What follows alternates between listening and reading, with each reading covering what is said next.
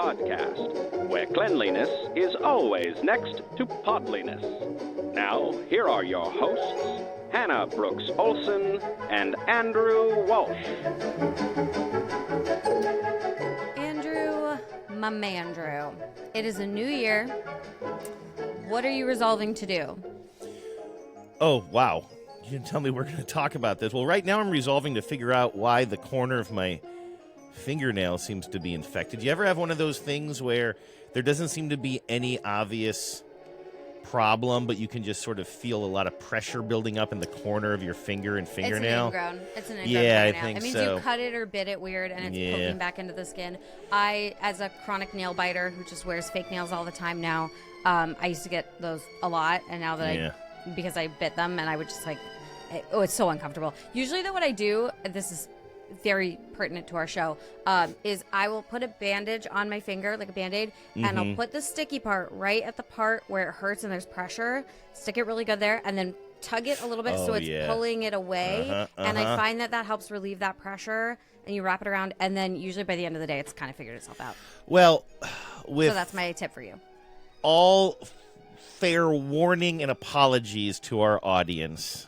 Let's just talk about this a moment more, because I'm luckily I'm not a nail biter, but this does happen from time to time, and I don't know exactly why. But sometimes what happens is you go into the shower, right, and your hand gets nice and soft and everything, and then you do what you're talking about. You roll it away, you pull the skin away from the nail, and it releases the pressure, and that is such a satisfying feeling, even though it's very gross. Yep. And I was very disappointed that did not happen this morning. I went to bed last night with this thing starting to, feel painful. And, it's like the tip of your finger. You're typing, and you feel it constantly. You're always hitting it on things.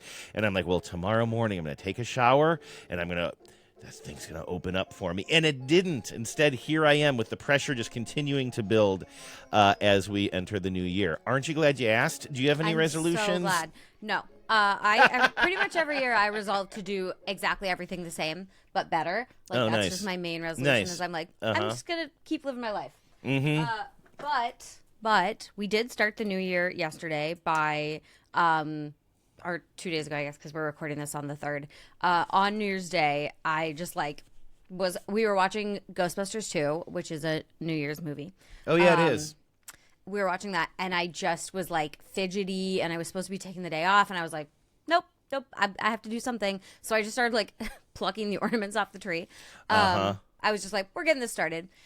And I know that taking down holiday decorations is something that is very challenging for some people. I remember my mom hated to do it. There were definitely times where we still had a Christmas tree up in February. It definitely happened. Can we unpack that a little bit? Why do you think people hate it so much?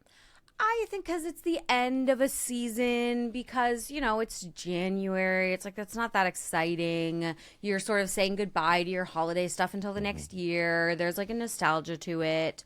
So, I mean, I get it, but... And, I think I used to feel this way, too. I used to get really sad on Christmas Day because I was like, oh, that's the end. That's the end of it, big deal. And, I don't know, we didn't celebrate Christmas in my house, really. So, but we would have decorations and stuff. And so it was just I don't know, over time, and now especially as an adult, I kind of look forward to it because I like resetting my living room. Suddenly my house is a lot less, filled with stuff. A lot of things are going away. Yeah. It's an organizational time. And so yesterday I went to the grocery store because I hadn't been in days to do a big shop. And that's how we do it in our house. We just do one big shop every other week or so. So I was going to go do a big shop. So I was going to be out of the house for a little bit. And Keith had purchased a Sawzall, a saw, I guess. I don't exactly know what that, anyway. So he was very excited about this. And by the time I came home, he had already sawed the tree apart to bits. Does he do that in the house and then take the bits outside, or he drag the tree outside? So this is what I didn't witness it. I missed this opportunity. It all happened while I was out of the house. And so, but I think he did saw it apart in the house because he said that's what he was going to do because it was just going to be easier to unload it in pieces.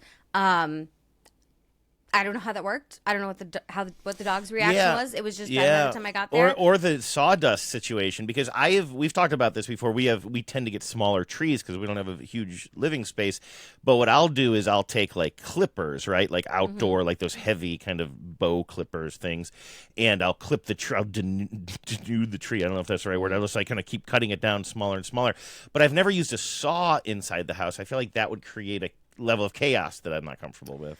Well, he did it, and I was, I was in awe because I came home and the tree was gone. Everything was vacuumed. The furniture was back in its right place. Like, everything was basically put right back together. So, like, I left the house, and then I came back, and the tree was gone. Everything was put away, and I was so delighted to just have my house back. And I find there to be a great sense of relief once it's over because it's done, right? Yeah. This thing that you've sort of been dreading, that you like, the longer the tree just sits there in the corner getting crispy and dropping needles too. And like that's the thing. Like when the tree is in the house, you have, assuming you have a real tree, you have to get used to the idea that there's just going to be a constant level of needles. You're not going to have it clean the whole time. And so this time, like, I haven't been doing a lot of fussing around the tree. I'm just like, well, they're falling, but we're getting near the end. And so, like, when you might dread the actual act of kind of finally taking everything off the tree. But then once it's actually gone and you've reclaimed your space and then you vacuum the whole area and nothing is falling anymore, it feels great. Exactly. And I feel like that sort of was my, like, reframing in this new year. Was I was like, okay, like, I'm not going to be like, holidays will happen again. We'll get to go through all of this process. But there's also a sort of a relief to just, like, look around your house and have things be back to normal and not have, this, like, extra, like, I don't know. There's people always talk about, like, the pressure around the holidays. But I feel like more than that, it's just sort of this, like, extra sort of undercurrent of stuff and chores and now I can just clean my house normal. And I have some projects I'm going to do. I'm repainting some of, like, the trim in my house in the coming week. Yeah, nice. Just because it's going to look nice. Like, I have a few places where I've cleaned, where, like, the paint has been scrubbed enough times that it's starting to, like, come away. I'm going to get in there and do some of that. So I'm looking forward to my house being tidy. I'm in a place, and I think I alluded to this last time on the show, and it's like I don't even like to talk about it when I'm in this place, but I think I would assume, and a lot of our listeners, because you're drawn to this show, understand what I'm talking about. But, like, I'm not in a really great place mentally and emotionally with, like, projects right now, and even cleaning projects, things that I usually like to do. I'm always puttering, right? Like, I'm always keeping dishes out of the sink or, vacuuming downstairs or what have you, the very lowest hanging fruit. But, like, there are just things that are driving me bananas. We talked last show about, like, kind of how awful the situation in my car is right now with, like, kind of water stains on the seat and just, like, the floor mats. But, like, the weather's so bad and we don't have a garage, so there's no good way to clean it, so I just have to sit with that. And it's like, okay, I trust it in the spring, I'll take care of that. But, like, it's just a bunch of other things too. Like, this is such a small thing, but I have my studio space here, which I really appreciate that I can, like, dedicate this chunk of the house to my weird studio and all the weird setups I have in here. And one of the things I have in here is this VCR.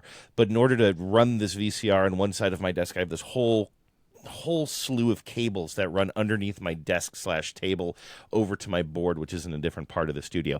And I used to have those secure sort of up under my table, but I never really liked the job I did because they're heavy and all the clips and brackets that I buy to hold them are cheap, and so they kind of are falling down. And so I used to kind of support them with more gaff tape, but that's kind of peeling. And, like, it always becomes a very, very frustrating project. And it's one of those things that has gotten a lot worse since I've gotten older, because when I was a kid, I would just sit under that table for hours and, like, tape things up and do whatever. But, like, my body doesn't like me contorting myself under there. My eyesight is so bad that even though I have progressive lenses, like, I'm constantly taking them off and on, and then I get hot and then I get really frustrated. Those times where you're kind of frustrated with something? And for me, it was like trying to tie a bow tie about, 5 years ago for a special event, and I'd never tied a bow tie before, and I'm, like, trying to learn online, and the event is coming up, and you feel all this pressure, and you're starting to get, that heat in your face that you get, and you feel like a child again. Yes. Like, I'm getting that sort of feeling about I need to, like, get under there and actually take care of these cables. And the way I'm babbling right now, you'd think this is an important thing. It's not. They're just some cables. But I feel like I've got a million of those things in my life right now. Yes. That every time I look at them, I get a bad feeling about where I am and the fact that I'm not taking care of these things. And it just like reminds you every time. Yeah, but not bad enough that I'm doing anything about it. And I know how life works. Like one of these days, I'm going to pull at a thread on a sweater, and I'm going to be like, God damn it, I'm taking care of this right now. And then I'll be glad when I did, you know. Yes. A hard thing for me is usually that I hate shopping, even online shopping. So when the solutions are buy something, and especially now that I'm not using Amazon, it's getting harder and harder to like, okay, well, where am I going to buy this perfect cable solution or whatever it may be, you know? Right. And so, like, I don't know. You can hear it snowballing as I talk about it, and I'm kind of dealing with that snowballing effect right now. Yeah, I feel like that is... Anytime you have a big project, and I think this is something people deal with holiday decorations too, where it just feels really daunting, and you're like, oh, like I have to, there's all these steps I have to do, right? You have to find the solution. You have to like get under there. You have to do the physically uncomfortable part about like, you know, unwrapping the lights or undealing with the cable. Like there's all these different aspects of it that I think make it easier to just not do it. Yeah. And so I understand why, you know, people would just, and like I have projects like this that I just sit on because I'm like, but I don't wanna. And I feel like you're right. Like there's just a moment when suddenly it'll click and you're like, this is the time. And I think it's okay to like, for the most part, wait for that time to come. Although I will say, if you're doing this with your tree, fire hazard. Yeah, noted. That's a fire. I'm not worried about that. Actually, Genevieve is the person like. For me, the holidays, I was even sort of thinking about the sort of emotional and mental climax of the holidays anyway. Like, I'm somebody who, if I lived alone, I don't think I would probably have a tree. Maybe I'd have a little fake one on a table somewhere or something just to, like, that's what I always had. Sort of have a little bit of that ambience of, like, the Christmas lights or whatever. It's a nice feeling, but like I'm just not a huge holiday person. Genevieve has always wanted a live tree, and now we've been together for 25 Christmases, so like our relationship around the tree has evolved as well. I think I used to like sort of like whine about it, but now it's a nice thing. I like going to the tree farm with her and picking out a tree, or the tree lot I should say, but it's still her thing. So when she decides to take the ornaments off, she'll do that, and then I'll take care of the physical tree itself. But I am the type of person who's like, well, I could wave a wand, and if I could wave a wand and just say, hey, the holidays aren't happening this year, I'd probably be fine with that. I don't really care about the holidays that much. But even as somebody who doesn't care about the holidays, there just is this constant rising of whether it's expectation or getting people gifts and thinking, oh, I got to get somebody this gift, or I have this holiday party I have to go to. There's a crescendo of some sort of stress. It might be good stress, it might be bad stress, it might be a combination of both. But even as much as you try to take yourself out of it, there just is. Like, there's work stuff, you know? And so for 2 weeks, you know, it's just like my work schedule changes. And so there's a lot of like pre-recording stuff. And there's just a natural crescendo so that I can understand that when it gets to be post New Year's Day and then the tree is just there, especially for somebody who really cares about the holidays, there must be a lot of emotional, like, post Christmas depression or whatever you want to call it, you know. I think so, and that's what I mean. Like when I say that I used to get really bummed out, like on actual Christmas Day, because it meant it was sort of the end of the season. I also, previous to just a few years ago, I never worked in one of those jobs where, you know, you get the whole, like Keith works in the type of places where the place just shuts down between Christmas and the New Year. Like he almost always, wherever he works, gets like a full week or 2 weeks off in the middle. And a lot of people do. And then like last year at the job I was working on Christmas Eve. Like that was not a day we took off. I was right back on the 26th. I was working on New Year's Eve. And like I've always worked in jobs like that. Like I worked in service. I worked on Christmas Day many years. And so the part of it was always that like, even though my work, a lot of times my work was busier, but it was also, I don't know, it felt festive, I guess. Yeah. And like kind of, you know, but the older you get too, I think, and especially because you and I don't have kids, especially if you're not religious, it does sort of seem like just a lot of extra stuff that now I'm really like, as we're into January, I feel more relief now that I'm just like, well, all that extra stuff is over. I don't have to. I just get to live my normal life for the next 10-ish months before this all comes back around.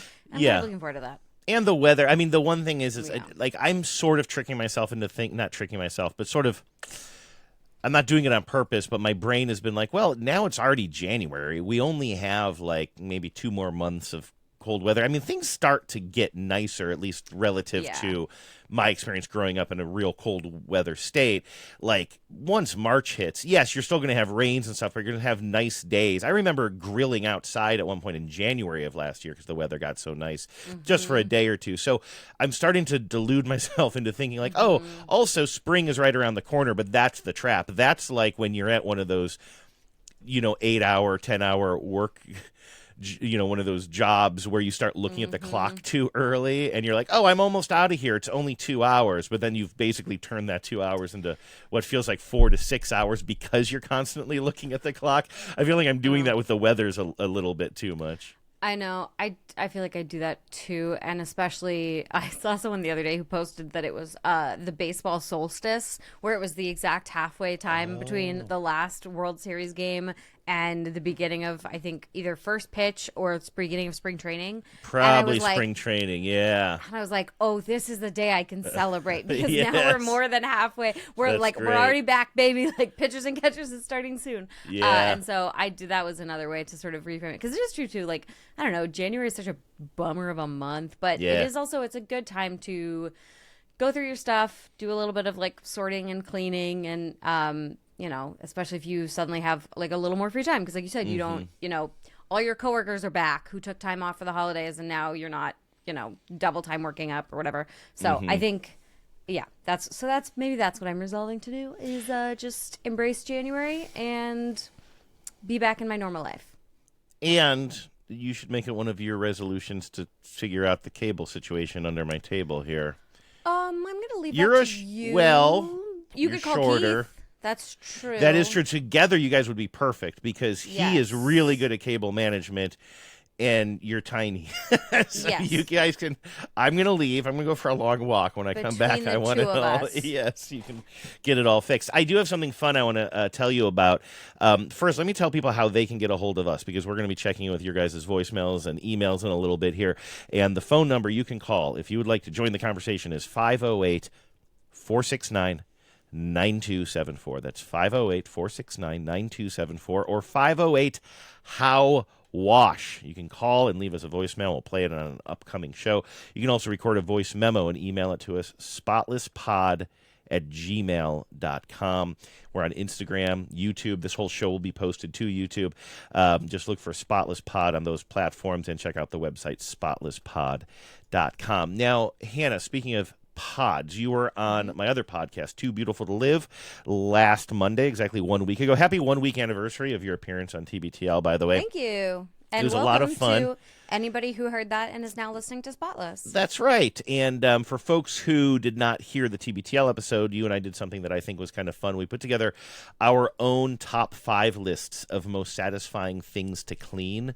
The things that are just maybe not that hard to clean, but once you do it, it feels so good. One thing that I was thinking about after our conversation, Hannah, was this probably isn't high enough to actually make the top 5 list, but maybe a runner-up for me that I didn't mention was a whiteboard. Whiteboards are fun and satisfying to clean. If you have some of the spray cleaner and some sort of a rag, and at first especially when it's gotten really gross. Do you remember, like, in school, like, the whiteboard would just have gotten so gross over the course of the year, and then you would come back after, like, winter break and your teacher would have actually cleaned it and it was like amazing. Well, keep in mind I went to school in a different era than you. They had whiteboards. No, honestly, I'm pretty sure that I can't was it all chalkboards all the time? I feel like it was chalkboards to the degree that we needed that, and then because chalkboards I feel like applied more to grade school. I don't remember my youth. This is a problem. I feel like by the time I was in high school, it was more like overhead projectors and stuff like that, but still not computerized, though. Keep in mind, no joke. Like, it was literally the projector with, like, the transparency thing laid on top of it and the teacher circling things with a dry erase marker, in fact. Yeah. Yeah. Oh, yes. Oh, man, the overhead projectors. We did. We Yeah. had those too. Actually, I remember Yeah. the first time I think I was in high school, the first time I saw like a science teacher who had one of the ones that was like a camera instead of an overhead projector. Yeah. And it blew my, I was like, oh, we're Yeah. in the future. This is Yeah. it. Yeah, I don't think I ever had that. So anyway, I do think that it was chalkboards mostly my experience growing up, but certainly the reason I was thinking of it is I was playing darts the other night, and we have a little mini whiteboard that we keep score on, and that thing that you're talking about where if the last thing you wrote on there stayed on there for a while, and then the ink gets kind of hard, and so you really need to like kind of and you can see it wiping away onto the rag. It's very satisfying. One of the other things that you and I talked about when you were on TBTL, though, was something satisfying, and I meant to tell you about this on this show like a year ago. And it involves my Dyson vacuum cleaner. So you and I both have those Dyson cordless stick vacuum cleaners, various versions of them. I had an old one that we got maybe, 10 years ago or something, and we got a newer one a few years back. And I keep the old one in an old closet. I was using the new one a while back, and I was using the regular like sort of carpet attachment, right? That's got the spool in there with the wheel, and you're vacuuming stuff up. Classic vacuuming. And I noticed that my new floor attachment or carpet attachment thing, it wasn't spinning right. It was already starting to like kind of stutter and not actually spin, which and then if that's the case, it totally doesn't work on these Dyson things. The suction alone is not going to do it. And so I'm kind of bummed about this, but in the back of my head, I'm like, well, I still have my old vacuum, so I can just use the attachment from the old one. But it is kind of a bummer that the new one is already broken. And so I have it here. I'm going to try to keep this relatable for the listening audience and not just the visual audience. But I have that attachment right here. Sorry, you can already see it's a little bit worse for wear. You know, it's well used. This thing is probably 3 or 4 years old now. And this part that rolls, that has the brush on it, was like sort of stuck, and I could push it past a hard part, but then like the vacuum pressure itself just wasn't keeping it rolling. I was like, oh, I guess I can get the old one and just toss this. But then I noticed, if you look at the side of it, so if you're picturing the spool or the cylinder inside, imagine like looking at the side of it like you're looking down a paper towel roll or something like that. Okay. And I noticed that it has a slot on the side. Sure. All right. And I'm looking at that and I'm like, okay, this is Dyson. This is not an accidental. There's no slot on the reverse side, right? And I'm like, I think you're supposed to put a quarter in there, and maybe that little thing comes off, because the slot is the perfect size for a quarter. And I grabbed a quarter and I put it in there, and I was right. It fits. I mean, it's literally, I think, they didn't make it for a screwdriver. It's even bent. Like, I didn't read this anywhere, but it's clearly made for a quarter. You put it in there like a screwdriver, and you spin it, and it unlocks, and now it's not going to work on the air. Oh, there it goes. You spin it counterclockwise, and this thing pops out. Okay. And the entire, you can see the dust coming off of it. I didn't plan this well enough. Oh, you just the pull the roller right out. The entire roller comes off. Okay. And then what I found, and it is getting a little bit gross, is when you look inside the casing, the attachment part, over here on the right where I've removed that roller, there's a lot of buildup. Look at that cat hair buildup. It's not quite. At that. And when I unpacked it the first time, you can sort of see that in there. This was like, we talk about lint in a dryer when you let it build up too much, and it's like satisfying.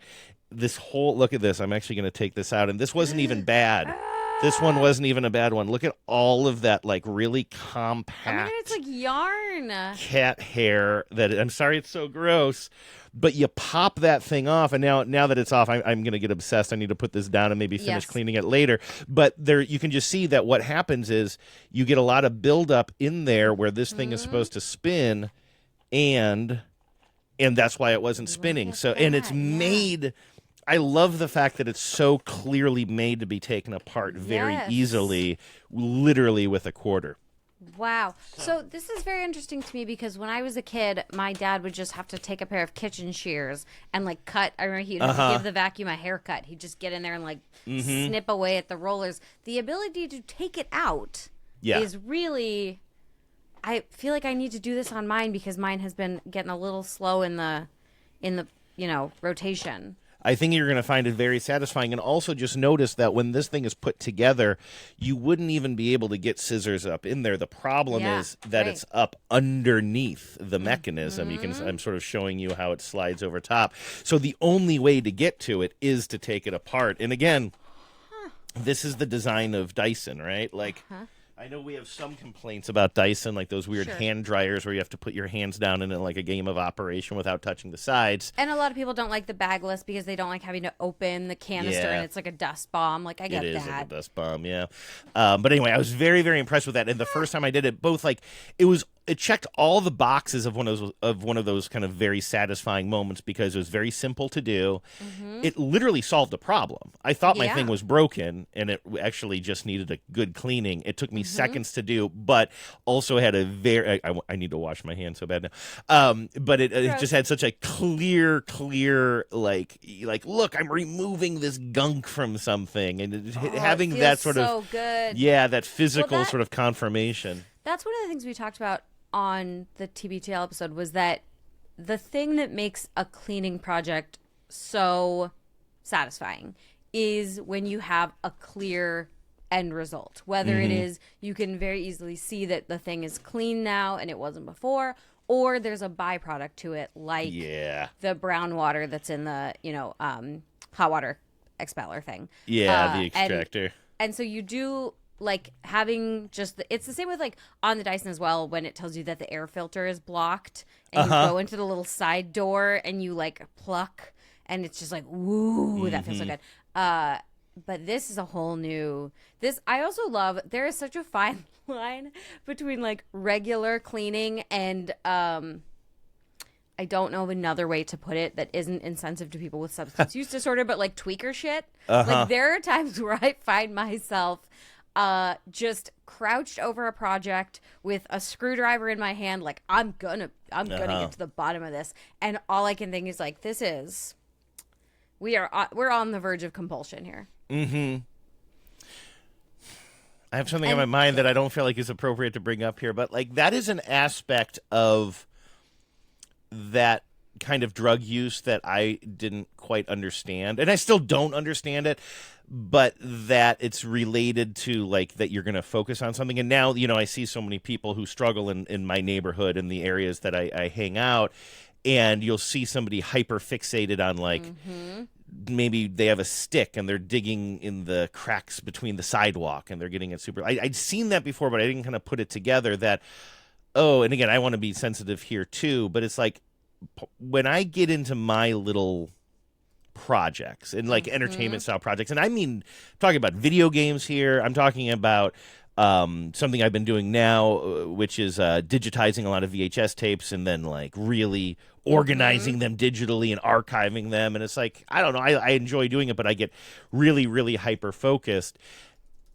Now I realize, so many of these people that I see who are often living on the streets or at least doing drugs on the streets and then getting hyper focused, they're cleaning. Like they're like hyper fixated on cleaning things. And like I often think like, I wonder if, and I promise you I'm not trying to be glib here, I wonder if it's one of those things. I've never had any experience with that kind of drug use, but like if at an earlier age I was exposed to it, would it be something that I would enjoy because it would make me even more like this thing that I am?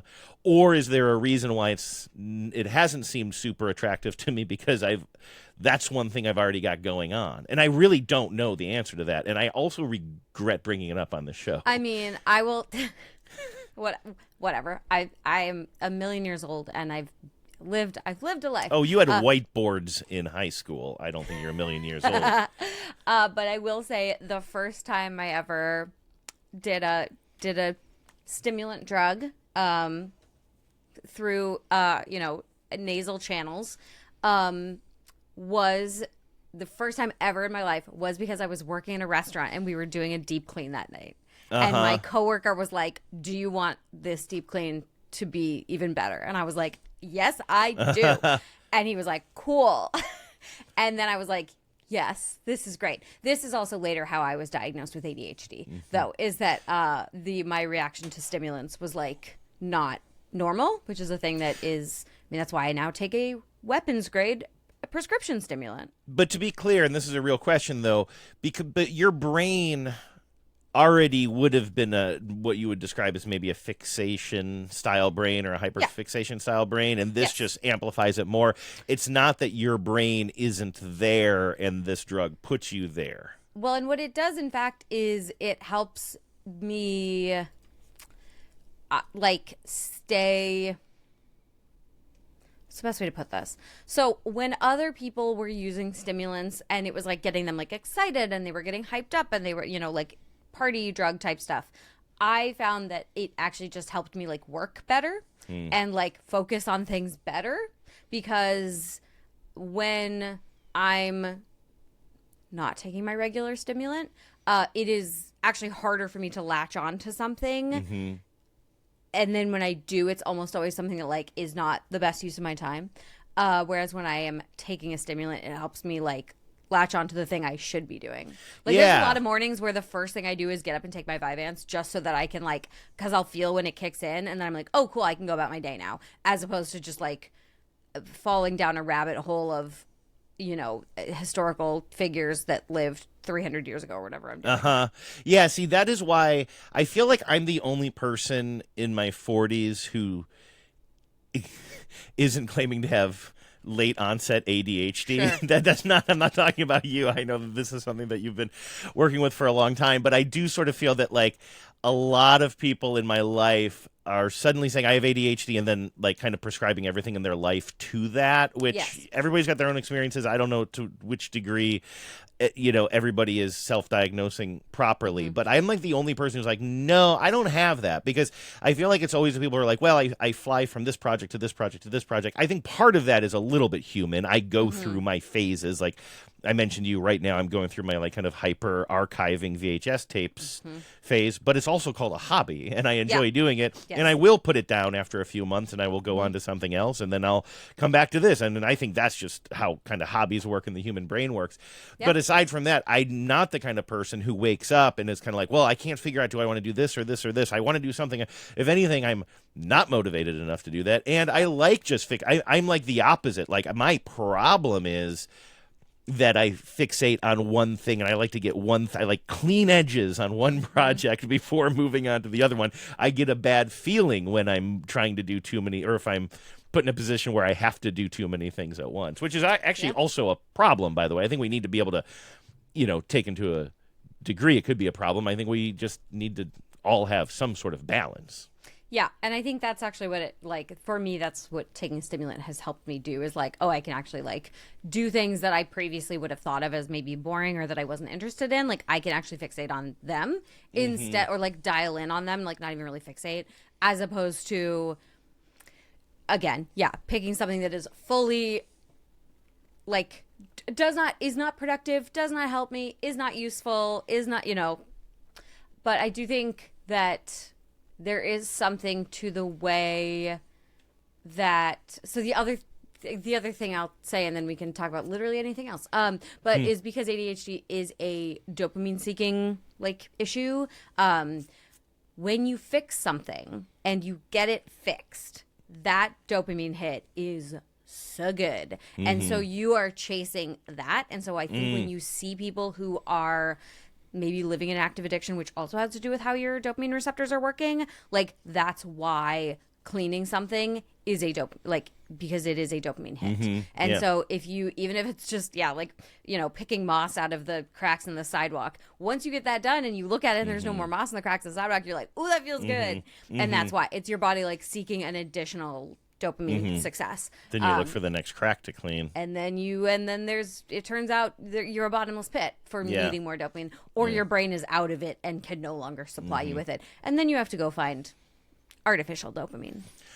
So, hard pivot in the conversation here. I'm just remembering something else I wanted to tell you about, which is the story. I'm not going to start with this, but it's going to lead to a reason why I think I'm done with something that you and I have talked a lot about on this show, a device. Okay. But before I get there, let me tell you a little story. Okay.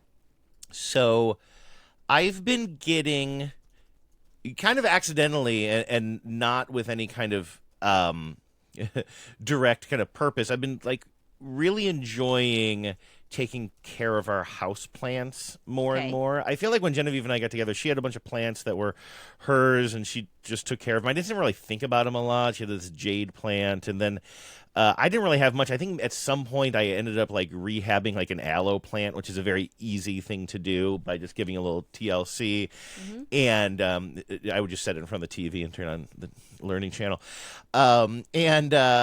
anyway, I feel like over the past couple of years, maybe even few years now, maybe even before we moved into this house, like I have just started bringing more and more of like all the house plants under my dominion, sort of, without really, again, thinking about it. It wasn't like I woke up someday and I was like, I'm going to read about plants. In fact, I've done almost zero reading about plants. I just started like kind of taking care of them and watering them, and I learned that a lot of succulents like to be like left alone until they're totally dry. Then you soak them, and then I started doing that to other plants, and then I learned, these plants don't really like that. They just need a little bit of they just need a little sip from the fountain every day or two, or whatever. And it's like, I don't really know what I'm doing, but I enjoy it. And we only have a handful of plants, but a couple of them that I've been making a lot of starters for. Like I have this one plant that is called a bubblegum plant, I believe. And you can probably picture it. It's like green and pink leaves. And it's the kind of plant that actually, if you plant this in a hanger pot, it'll grow long vines and stuff down. But that's not really what I have. I just have it in a little flower pot. I bought it on a whim at like a farmer's market or something. And because it wants to grow these long vines, but I don't really want it to, I'm constantly kind of clipping it. And so I have a lot of like kind of starter clippings of this plant. I don't, if I even look up what the bubblegum plant is, I'm not going to pronounce Trandesantia. I don't know, Trandesantia. I think I I'm looked it saying up and that. I immediately found it, so I think bubblegum plant. Yeah. Good. So anyway, I clip it off and I put it in a little bit of water, and you can let it sit there for like a month or two, and you just watch all the roots grow, and then you can get drunk one night and just decide, I'm going to plant this tonight, which is something that has happened to me quite a bit. So my point is, I've got maybe a handful of plants, but it looks like more because I have a whole bunch of starters that I've put into soil, and I'm kind of just always cycling in and out of them, and I enjoy it. And I have a friend, and I was visiting her house, and I noticed that she had another plant that I have. I'm like, I'm going to give you one of these starters of this bubblegum plant. And we had talked about it for a long time. In fact, I have an issue here in my house called Bingo the cat, and he likes to chew on my bubblegum plants. I'm always kind of moving him around, trying to get him away from him. And Is so this the kind of plant that would be bad for him if he chewed on it? I mean, he's fine. You look at, if you ever say, is this plant bad for a cat? It always says yes. Sure. Yeah. Fair. Let me just look for cats.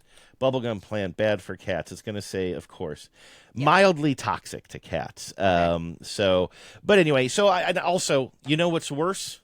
The cat is worse for the plant than the plant is for the cat, I think. Right. So yes. I'm always trying to keep them out of there anyway. The point of this story is I was showing my friend, I'm like, I'm going to, one of these days when I come over, I'm going to bring you one of these little small starters of my bubblegum plant. And I was planning on, putting in a pot or whatever. Sure. And so I was texting her and saying, this one might be yours, that one might be yours. It was kind of fun, It'll be like one of these is going to be yours one of these days. And then, I don't know, a couple months ago, I can tell you for sure. It wasn't a couple of months ago. They had a holiday party.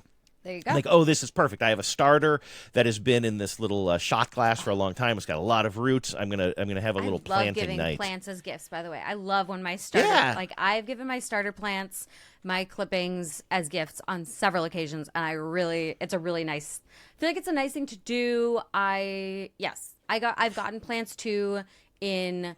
I received several plants when our dog died years ago, and now I have those same plants, and it's really nice to mark the passage of time with how the plants grow. And then I've also made clippings of them, and then given those starter plants to people and been like, this is a plant that came to me at a really tough time, and I don't know, I think it's really thoughtful to give starter plants. I like it.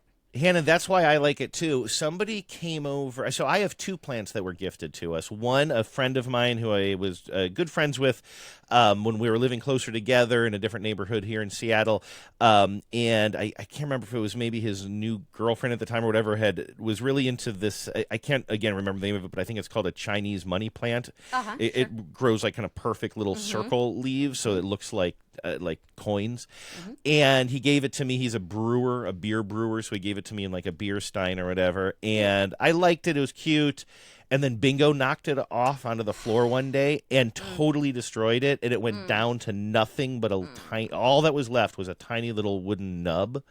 But I just kind of scooped it back up and I just cared for it. And little by little, the tiniest like flea-sized bits of green came out of it, and now it's a plant again. Like I cared for this thing from literally nothing but a destroyed little stem over probably a year and a half to become a plant again. And I think about my buddy every time I water that. Same with this jade plant that somebody else gave us when Genevieve had a party. I think of it was Genevieve's coworker, but I think of her every single time I water that plant now. I think plants are such a great way to stay connected with your friends and just have a moment of thoughtfulness about them. Agreed. Yes. So anyway, I agree with you. But anyway, so what I did a couple of weeks ago was I had a little late night planting party and I planted that little starter and I'm like, and then I replanted a few while I had all the material out. I transplanted a bunch of my plants. And then for the holiday, I took this tiny little plant over and I gave it to my friend. And then about, I'm going to say 3 days after that party, Genevieve and I started noticing a lot of fruit flies in our house, and we couldn't figure out what was going on with this and where they were coming from because it just didn't seem like the right season. We didn't have a lot of fruit out. And then at one point we go over to, and this is not in our kitchen, but kind of in our living room area, Genevieve's like, we were checking something else out, and suddenly she's like, I see where the fruit flies are coming from. And by the way, we later learned it's not fruit flies. It's a bug. It's like a tiny gnat. Oh, the plant flies. Yes. Yes, over, like crawling all over the plants that I had transplanted. And now I'm trying to think specifically what they were called, but they were all over the place. We take my new plant, the plant that I had just resurrected that I was just telling you about that took years to do. I had to put that outside in the cold, and we're trying to deal with this. I text my friend when I still thought they were fruit flies. I'm like, hey, did you have fruit flies in your thing? I'm so sorry. Just like get rid of that plant. I have tons of little starters. And she wrote back like, we did get fruit flies. Don't worry about it. I'm not going to throw that plant away. She's like, I really like this guy, which really, I really like that. She's like, I don't want a new one. I want to save this guy. And so sort of that same vibe. And she's like, I just really appreciated it. So I'm like, oh, I'm so sorry. I'm like, I'm going to buy this bug repellent for plants right now. Do you want me to swing by your house and spray it? Do you need any? I just felt so bad. I brought pestilence into their house, and they have a very, very nice house, by the way.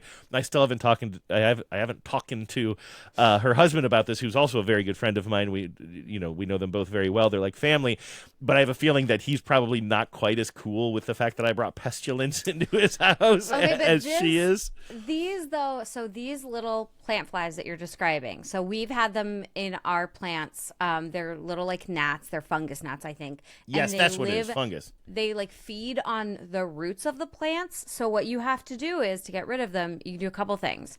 One, repot. Go get new sterile potting soil, because it's usually that they're in the potting soil. So wherever you keep your potting soil in your garage or whatever, that's usually where they get into, in my experience. Other people might not have this experience. So you have to get new sterile potting soil. You have to depot all your plants, clean the roots, because you have to clean, like I've had to do like a plant hospital, because at one point we had really bad, these fungus gnats, and they drive Keith up the wall. Like for some reason, they like tend to be near him and they just drive him nuts. So you have to like literally wash the roots of your plants and then repot them in clean potting soil. You also have to sterilize the pots, the vessels themselves. And so like it's a process. You basically treat it like if you had a kid that had lice, right? Where you wash all the bedding and you change the pillows and you do all that kind of thing. And you can get rid of them. But then the other thing that is really helpful is that's why you get those little sticky traps, the yellow sticky traps, because they're attracted to the color yellow, I guess. And so you get these little like like fly strip sort of squares, or they're like shapes usually, and you put those in the plant and that attracts them too. So that's the other thing, if you're still dealing with it, is get sticky traps. Well, luckily I'm not dealing with it, and I didn't have to deal with all of that. I just transplanted my plants into fresh soil. I went to the store and I bought fresh soil, and I actually read a little bit more about what a mixture I should be using anyway, instead of just grabbing whatever. But what I think caused this, and I'm pretty confident about this, wasn't the old soil that I had in the garage. It was because I took a little bit of our loamy soil, which isn't even soil in there. Right. Yeah, so one moment here as I clear my throat. Pardon me. You and I both have these devices now. I think most people are familiar with them, but they're called loamies. Mine was given to me by a friend, and I thought it was the coolest thing when we first got it. You just take all of your food scraps, well, not bones and stuff, but and we avoid meat. I can't remember what the ruling on meat is in this thing, but stuff that you'd usually throw into your kitchen compost, you can throw into this machine, and you can set it to either like 4 hours or 24 hours, practically, different settings, and it'll just churn away using heat and motion, basically, just cook all this food, and what comes out, it looks like dirt and soil, and you can use it in your various planting endeavors. And I remember reading about this when I first got it, and I was reading a lot of haterade online, people saying things like, well, it's not really, they call it soil, they call it compost. It's not soil or compost, it's just cooked food, basically. But it looks like that. And before I got it's dried to this, is the other thing. It's like it's shredded, it's dried, and it doesn't really look like soil so much, but it does look like, it has a very specific look to it. Yeah. I mean, it's brown. Mine is brown and loose and, kind of, dirt. It's like dirt to me. So, but when I first started, and this is where I'm an idiot and I don't really read about things, is I'd use a lot of it at one point. This is a while back. I used a lot of that stuff to plant some of my house plants in. And then what did it do? It just hardened up, because when you water it, you're just rehydrating old food. And so I learned my lesson, I thought, like a long time ago. And so we basically have this big bucket, a big Home Depot bucket of this stuff on our back porch. Genevieve has used some of it for her outdoor planting, but I started using it for the indoor plants. I realized, it just hardens up and it's no good. But this time I thought, well, I'm going to be responsible about it. And I did this for my plant and my friend's plant. I just took a little bit of it and I included it in the soil. But even that little bit that I mixed in, it hardened up. And I'm quite sure that they're literally fungus gnats. And what I was creating were little fungus farms, because I took this loamy, I'm just going to call it soil, this loamy soil, which is essentially old food scraps that doesn't look like food anymore. I put it in dirt, and then I added water to it, and I just created fungus. And all of these gnats, as soon as I didn't go through all those steps you talked about, all I had to do was transplant these things with soil and not use any loamy, and the problem went away almost immediately. I don't have gnats anymore. And it really raises the question, and this is what I said, people were just like throwing a lot of hate towards loamy online. I think I'm with them. This loamy soil does nothing. All it does is it gives me a feeling like I'm doing something with my food scraps, which I can just give to the city, and they'll take it to some sort of huge industrial compost thing and then use it in city works projects, right? Instead, I'm doing my little version of that on my tabletop in my kitchen, and it feels like I'm doing something, but then I just end up with a bunch of worthless dirt-looking food that I guess we can use outside. Don't you have one of those composter bins, like one of those rollover composter bins? Yeah, I guess we could add it to that. And that's, I think that's part of it, is it's considered like pre-compost, because it hasn't done the microbial breakdown of actual compost, of like where worms like eat it and stuff. Yeah. But you can feed the loamy dirt to worms, so if you have worms, it can go in there. You can also mix it into soil, and then if you're putting it outside, like you want to mix it in really well as a soil amender. Like I put it in my garden beds. I also I mix it with just regular like soil and put it around my street trees. Like I feel like it's really good for like insulating my street trees. It does get gross, and it can get it attracts, like it definitely will get yucky if you leave it out, especially if you let it get wet. We had ours in like an open bucket outside, and it was just like getting wetter and wetter. The reason I like my loamy is, one, it doesn't, so to me it is much less gross than regular compost. I do not miss, because we used to have a compost bucket with the little green liners that leak every goddamn time. There is never a time where I pulled out the compost green bag and it wasn't just like garbage juice. You're talking about inside on your countertop or outside, Inside like where you're collecting it? Oh, yeah. Countertop bin. Yeah. We had a countertop bin, and it had the little, charcoal thingy in the lid. Sure. Yep. And those green bags that are supposed to make it, they without fail they will leak. They leak. Yeah, I have to wash mine out. I take the green bag out carefully, and then I have to wash the bin or the green. And then the other thing that I've noticed with the Lomi is that it doesn't smell the way I could always smell the compost bin. Really, we don't have an issue with ours. Always smell the compost bin, and I hated ever opening it up like. And and then I found myself not using it. That's the other thing. I would be so loath to open it up because I knew it was going to unleash the smell. It was going to be gross. And I was going to have to, so I just didn't. And I feel like the thing with the Lomi now, we've been using it for years because I think I bought it on Black Friday 2 years ago, maybe. My favorite thing is that when it's done, it is dry. So it's a lot easier to just, sometimes I just take it out and put it in the yard waste. Sometimes I don't even save the dust, the stuff. I just put it in the yard waste, but it's less gross. So this is I think if you're wanting it to be to come out as potting soil, correct. That is not it. Don't put it directly on your plants. Mix it in with your potting soil. Make sure you are amending. Well, I would say soil to don't mix it in with your potting soil because this is what I did. I mixed in a tiny bit. Okay. So this is the thing is if you are mixing it with your potting soil, you want to do something to amend it further to sterilize it basically. Because you're right. Once you re-add the water, it's dehydrated and now it's rehydrated, right? And that's when it gets really, it does clump and it forms weird. I've gotten some real bizarre mushrooms in my yard as a result, of my Lomi. There are several places where I mulched it in my yard and then very unusual mushrooms showed up.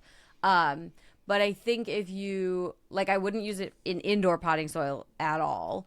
If you're not gonna go. Oh, when you said potting, I thought you meant indoor potting. That's no, why I mean gardening. You'd put it in your garden. Yeah. But I think you can. Let me look really quick because I think you can sterilize it. But let's see. Can you sterilize? Let's see. A lot of people say. So it's interesting, too, because in the Lomi descriptions, it tells you to add water. I never do that. During the process. Yes, yeah, it comes out too muddy sometimes. Absolutely not. Yeah. I want it dry. Yep, me too. Which I really like. But I think there are probably ways things you can add, antifungal properties. I also sometimes will, with mine, just to avoid it getting moldy at all, is I will put in either something ground cinnamon, which is antimicrobial. You can add other things to do it, but yes, I would say putting your Lomi stuff in your actual indoor plants is and if you don't mind the compost bin, whatever, right? Or if you are, but I think especially when we talked about compost before, many years ago, we had listeners who were telling us we don't have municipal compost, we don't have municipal yard waste. If you don't have putting municipal, it in their freezer, and I'm no, if you're putting it in your freezer, put it in your freaking Lomi, and then dump it out I don't care what you do with it, but get it it just is such an easier way than having a compost bin for us. Yeah. I think that we don't have to get into my own habits anyway, but the Lomi never fully replaced that bin I'm calling it a bin, but the countertop metal bucket thing. It never fully replaced it for us anyway. And so we were just having both. Sometimes I was transferring it from that bucket into the Lomi, which was really gross. And so anyway, it just doesn't seem so I'm not telling people not to buy it, but I remember being put off by the internet being so negative towards the product of the Lomi. And I was you guys are a bunch of snobs. And now I'm I don't really have a great use for it anymore. I mean, I guess, yes, I can add it to our roller composty thing outside, which is something that Genevieve and I had been talking about doing anyway. But the process of it, and also this might be the fact that mine's a bit older than yours because it was a gift from somebody else. Yes. Who had already used it for a while.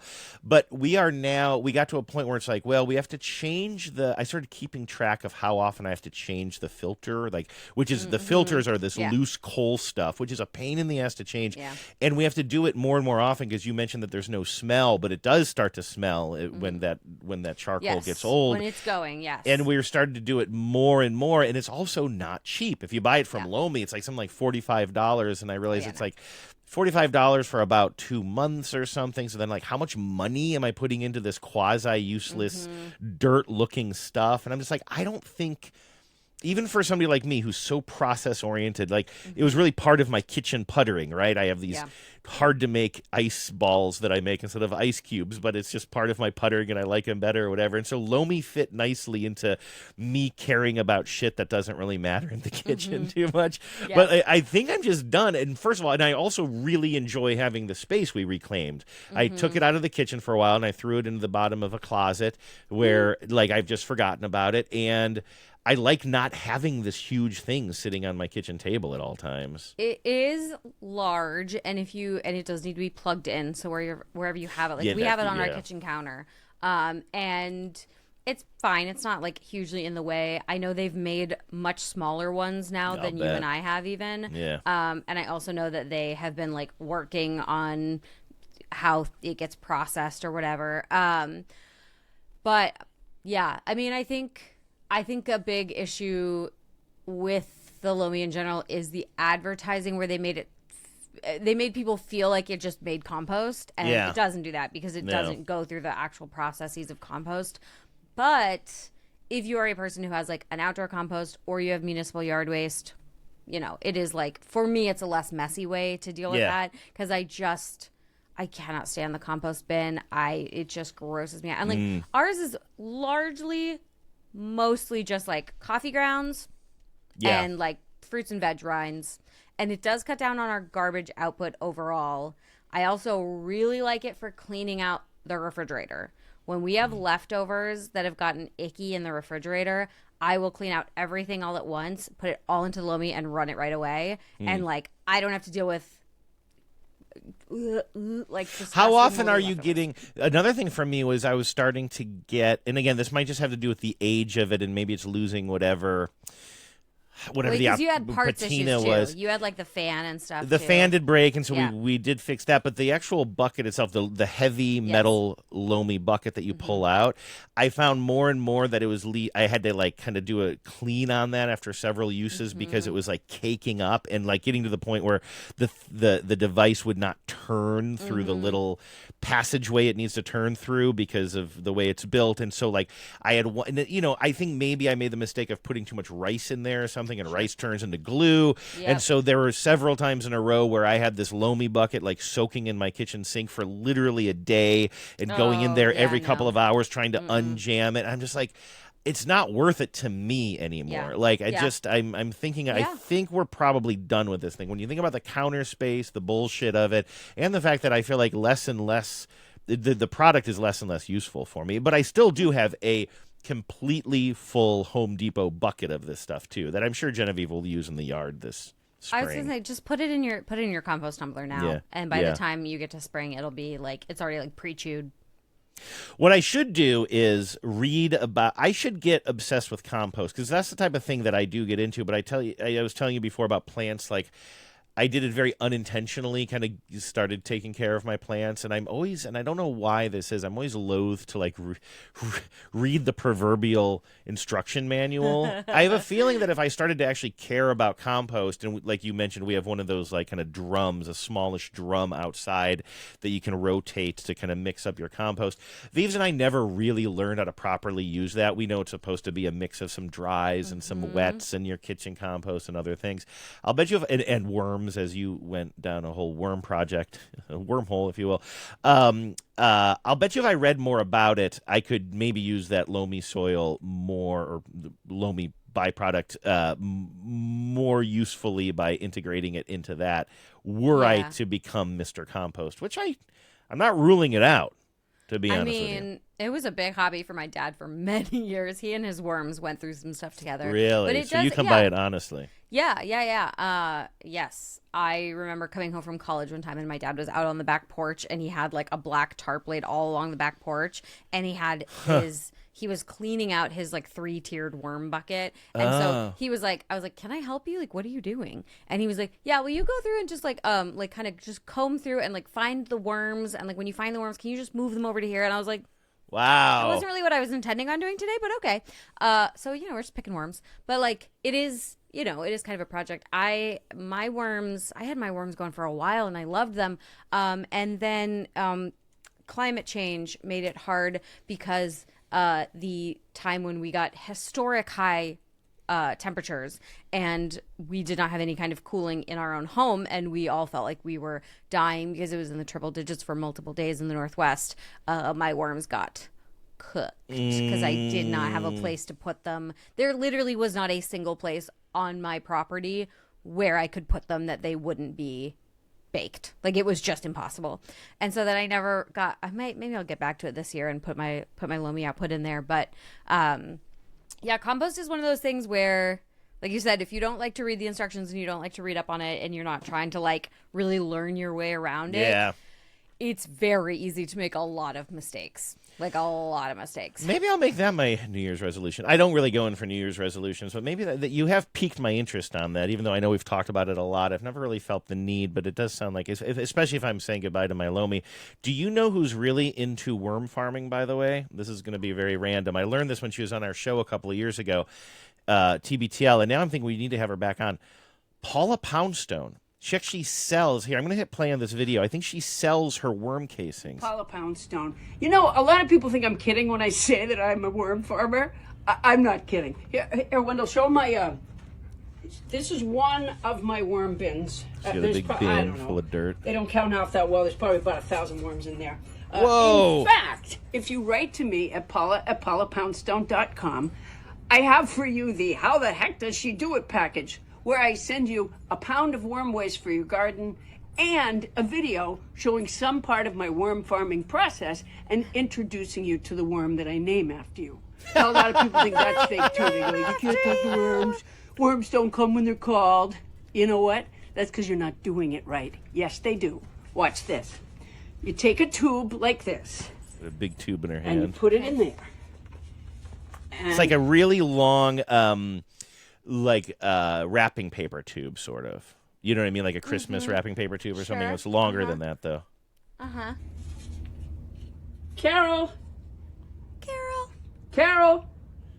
Come on, Carol. Come on. She's stuck one end of the tube into the dirt, and she's speaking into the other end. Come on, that a girl. Come on, Carol. There you go. Good girl. William, I was calling Carol. So she pulls one of the worms out of the tube. Oh my God. It's the wrong worm. We got to get her back on the show. We got to talk to Paula about worms. I want to talk to her about worms. Yes. I feel like the thing with composting and with worms, it's so specific, but again, things that are so satisfying, because when you are, there is something so deeply, like, human about taking care of your plants, taking care of your, your worms. Like, it feels very sort of holistic. Like, when I had my worms going and then I would put the worm tea in my garden, I was just like, this is the life I was meant to be leading. Yeah. Like, I understand the Tradwife pipeline now, if only because of this, like, desire I have to, sort of embrace the systems around me. Yeah, I was about to drop that too. Like, part of my trad wife lifestyle, between making candles that all started because I had a candle that had too much wax left over after it canoed out or whatever. Like, I'm like, yeah, I could really see myself getting into compost. This might be the show that changed everything. There you go.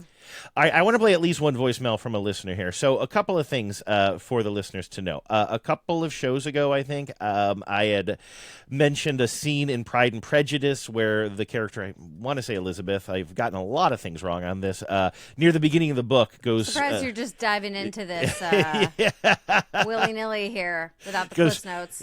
Traipsing across a field in her dress and gets it all dirty. And for some reason that came up on the show.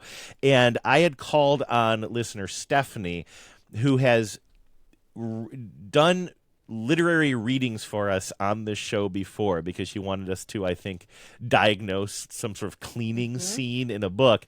So I said, whatever happened to Stephanie? I think I described her as the woman with the tax advice service in Brooklyn. By the way, that tax advice service is called Frequently Taxed Questions. And Stephanie, you got to read this dirty dress scene for us. And Stephanie did. I don't think we have time to play it on today's show, so let's save that for next week if you don't mind. But I want to let everybody know that we are going to sort of close the book, if you will, on that chapter in an upcoming show. It's a very wonderful reading, and you can all hear what the hell I was blabbing about. But we don't have time for all of that today, but while it's still the very, very end, or as we, I guess, close the book on the holiday season, let's talk about scented pine cones here for a moment, because this will not last. I didn't realize this was going to be a thing, but okay. Yeah, because how did it come? We're talking about, I guess, we always talk about, like, the scent profiles of our homes, and at one point you were just saying, like, yeah, who buys those scented pine cones for their homes, right? Yes. I was, basically because a lot of times they are out at the front of a store during the holidays, and they have a distinctive cinnamony kind of smell. And I was just so curious about, like, what is the market like? And they are specific in that I believe really one company kind of makes them. Oh, really? So I went looking at, Big and I pine found cone? myself. Yeah, I found myself on. I believe the website was pineconedirect.com. Okay. But once we mentioned it, I've had several people, either on Instagram or like my dad texted me about it, talking about how they are apparently a cherished tradition for some people. Your dad's into them?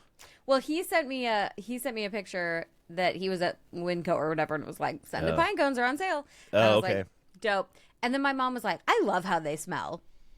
But you didn't grow up with him, right? I know. I've never, again, my question was who buys scented pine cones, but apparently the answer is a lot of people. Apparently your family. What have we found out? Yeah, truly. So speaking of, you mentioned that they're often outside in a display at a some sort of home shop or something. We did get a voicemail from an anonymous listener who mentioned that she does use them. She started using them recently, just very recently in the past season or two, but only uses them outside. So the smell isn't really an issue for her. She said she kind of like collects a lot of like kind of dry, put together one of those bouquets of sort of like dried detritus or whatever, and then add some pine cones to it and make a little display for the outside, like maybe on the porch or something when you walk in. So she said, the smell doesn't really affect me. Then we got this. I thought this was a very interesting voicemail from listener Max here in Seattle. Hey there, Spotless friends. It's listener Max in Seattle here. I think you might have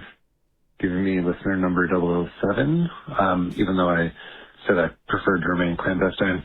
Regardless, calling in with an answer to Hannah's question about who buys... Do you have any recollection of that, by the way? I checked my notes. I did not have a 007 on the list, but I've now added Max as 007. No, but that's so funny to say, like, I want to keep it on the down low, so we give him double. It sounds like something we do. Exactly what those are literally my words as I was looking at. And the interesting thing is we do have, I'm trying to open up my list here. We do have a listener number 7, Andrea, I'm not sure the pronouncer on that. But now we have a 007, which is Max with a question mark. So sorry, we totally blew up your spot there. You are no longer clandestine in the least. But anyway, okay, on to your story. Even though I said I preferred to remain clandestine. Regardless, calling in with an answer to Hannah's question about who buys scented pine cones at the store. And I'll tell you, at one point it was me. Back in the day, I was freshly moved in with my girlfriend at the time, and we were decorating and kind of getting Christmassy things for our new house. And so one of the things that we got was a bag of those pine cones, and I initially liked the smell. It was, it was really over the top and strong, but it was kind of Christmassy and lovely. And then later, a couple of weeks later, I came home to find one of the chickens that we had in our backyard had been attacked by a hawk, and my roommate and girlfriend had saved it and we're nursing it in a. By the way, you did not expect the story to get into this. I did right? not. That's a huge twist in this story. We're Yes. talking about pine cones. Now, Yes. suddenly we're introducing chickens, and the moment we learn that there are chickens involved, they're getting attacked by hawks. I found this to be One of shocking. the chickens that we had in our backyard had been attacked by a hawk, and my roommate and girlfriend had saved it, and we're nursing it in a box in the living room. And over the course of the next few weeks, we kind of nursed this chicken back to health. We're giving it injections every day and cleaning its wounds and, changing its sawdust in its little box. But the whole house kind of smelled like chicken, as you can imagine. So, over the course of that holiday season, the scent of pine cones kind of intermingled with the scent of sick chicken to me. And so now every single time I walk into a store and get blasted with that scent of scented pine cones, I'm just immediately transplanted back to walking into the sick chicken house and all of the ordeal that entailed. So I don't know if that's an interesting story, but it's a story. And, unfortunately that chicken was later than eaten by a hawk. Yeah. You can't all win, but sometimes, life finds its own way. Anyways, enjoy the show. Keep doing what you're doing. Bye now. My recommendation, by the way, not that you asked for one, is instead of raising chickens, raise hawks. Yeah, have you considered becoming like a falconer? Maybe? Yeah, little glove. What a bummer to spend so much time saving this chicken only to have another hawk or the same hawk come along. This is chickens, though, man. Chickens are temporary. Like, they are not. Chickens are not long for this world. When you have chickens, they're gonna get got by a raccoon or a hawk or a fox. Chickens will break your heart. But this phenomenon that we've discussed this before. This is why the smell of burning Nag Champa makes me think about a recently used bathroom, because in my young life, my mom would burn Nag Champa in the bathroom.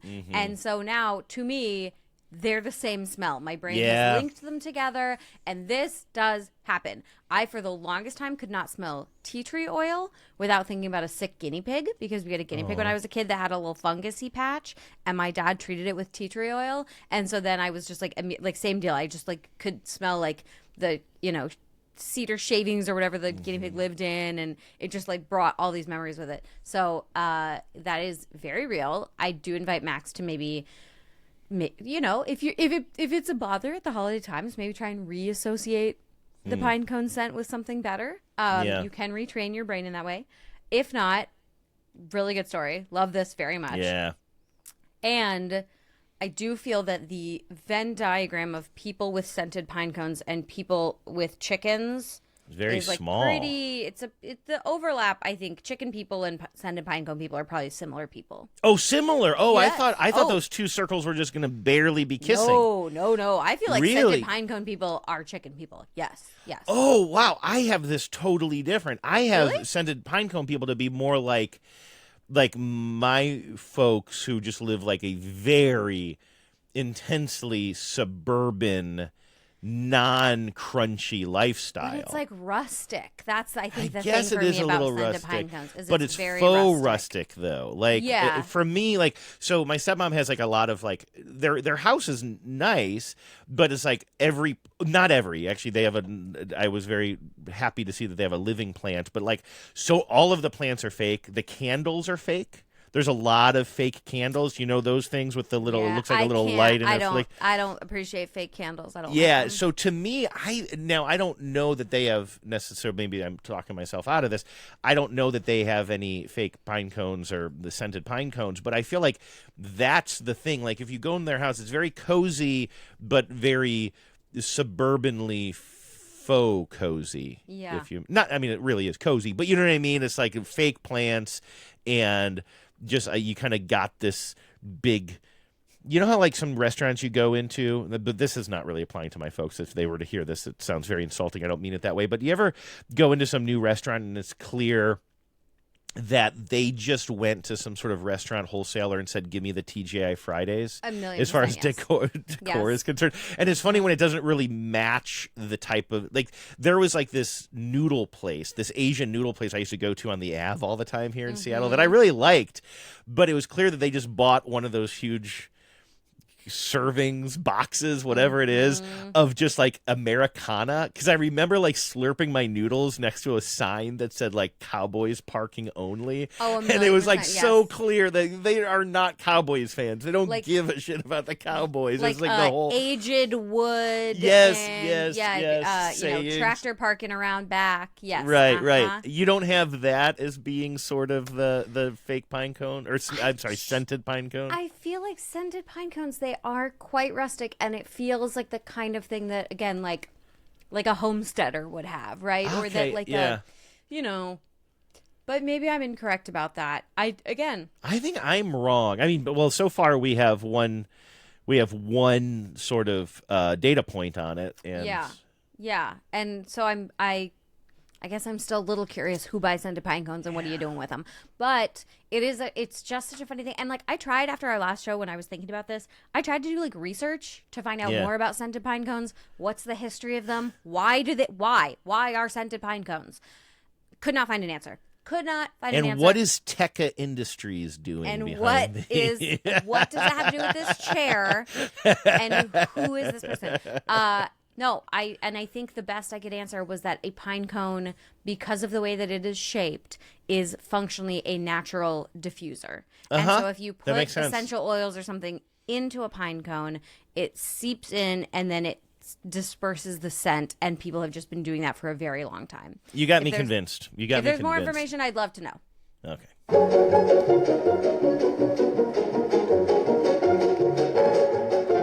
Weird, dismissive, okay, I said. Truly. Okay. All right. Okay. Thanks for coming. Hey, everybody. Thanks for listening. That really was a fun show. You can let us know if you have any more insight on scented pine cones, but also by the time we talk to you again, it's going to be late January. We're going to be knocking on the door of February. Maybe we're done with pine cone talk for a year or so. If you have a vacuum cleaner, a Dyson vacuum cleaner like mine, do yourself a favor. Grab yourself a quarter, pop that thing open, get to cleaning. Would love to hear those stories, and again, we'll get to some literary magic on next week's show. You can give us a call at 508-469-9274. That's 508-HOW-WASH. All right, before we get out of here, Hannah, anything else you want to ask the listeners to do for us? I don't think so. I mean, obviously I want to know what you're cleaning in the new year. I want to know about your experience of cleaning up after the holidays. I'm interested in how you feel about that, and I'm interested in how you get your tree out of your house. And I'm interested in anybody who wants to come over here and deal with this cable situation underneath my desk. Get at us. All right, thank you, everybody. Happy New Year. We'll talk to you in a couple of weeks.